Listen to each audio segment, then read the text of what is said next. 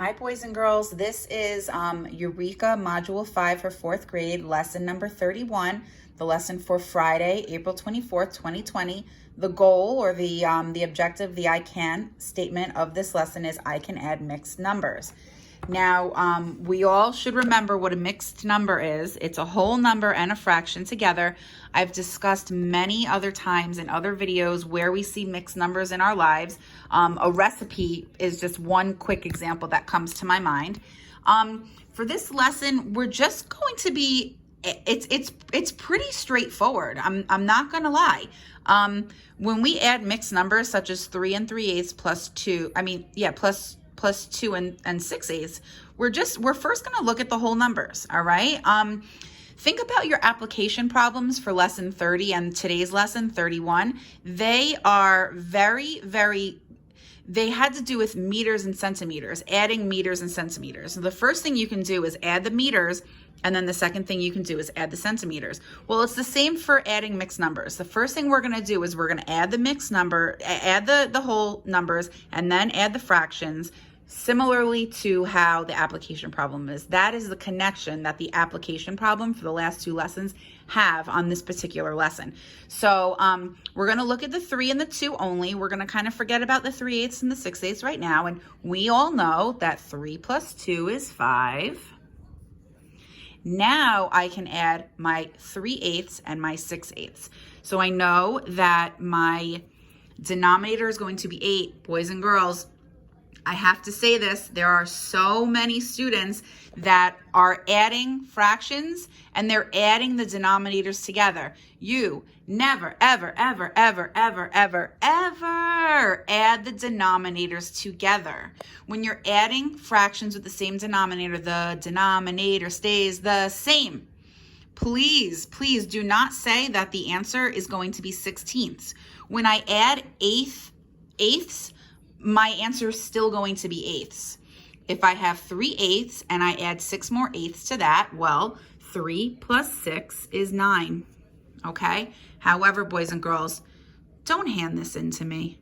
Don't do it. Why? You might say, why? Why, Miss L? Because this is representing a fraction greater than 1, and we can do something to this to make it a proper fraction, right? So I'm going to take out the whole 1. And then I'm going to figure out what's left over. Remember, my denominator is 8. My denominator is 8. See, 8, 8, 8, 8, 8. There's no 16 anywhere, boys and girls. What fraction with a denominator of 8, what would the numerator be if it was equal to 1? I hope you all are saying it's 8. It's 8, Miss L. We know this already.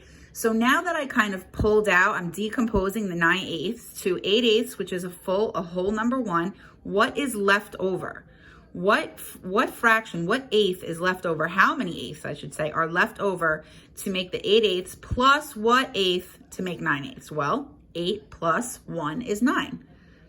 So what we're saying is that now I can take my whole number and add it to the 5. So 5 plus 1 is 6, and I have 1/8 left over. So basically what I am saying is I'm saying that, originally we got the answer of 5 and 9/8. However, don't submit it like this. If you submit it like this, I know that you didn't watch my video, and that's going to make me sad. Submit it like this. You have to do this extra work.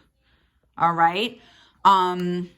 So now I'm just going to do one more example, and I'm going to show you this time on a number line. So I have my mixed number of 1 3/4 and 2 2/4. So I'm going to start at 1, and I think I'm just going to go up to 5 just to be safe. So these are whole numbers now, not fractions. So this is going to be 2, 3, 4. Yeah, perfect. 2, 3, 4, 5. So this is 2, this is 3, this is 4, this is 5. I'm going to be doing the same thing I did with the first example, where I'm going to add the whole numbers first and then the fractions, but I'm showing you on a number line, right? So first I have 1, and I'm looking at the whole numbers right now. I have 1 and I'm adding 2 to it. So just like what I would do with a normal number line, I'm starting at 1 and I'm jumping up 2 because I'm adding 2. And that gets me to 3. Oh, and I actually forgot. This is like my second time making this video, so I don't want to make it again. But I forgot that since our denominator is fourths, we have to divide all of these whole numbers into fourths. I'm so sorry. I should have done that first. All right, perfect. So see how between 1 and 2, there's 4. A fourth, a fourth, a fourth, a fourth, a fourth. These are all fourths. So now I've gone from 1 plus 2, and I've landed on 3. And now I can add my 3/4. 1, 2, 3. And then add 2 more fourths. 1, 2. And this is where I stopped. So now I need to think, well, what number is this? Well, my whole number is 4. And if these are divided into fourths and I'm at the first one, it's going to be 1/4. Okay, now if we do it the way I just showed you on the prior example, 1 plus 2 is 3. And 3/4 plus 2/4 is going to be 5/4. Remember, I'm never, ever, ever, ever, ever going to add these 4s together. Never. So my answer is 3 and 5/4. Now, if I decompose the 5/4, I will have 4/4 and 1/4 left over, right? Because 4/4 plus 1/4 is 5/4. This 4/4 is representing 1 whole. So I add the 1 whole to my 3, which is 4, and I have that 1/4 left over. So it's the same way, just doing it on the number line can help you visually. Okay, please let me know if you have any further questions on how to add mixed numbers. Bye.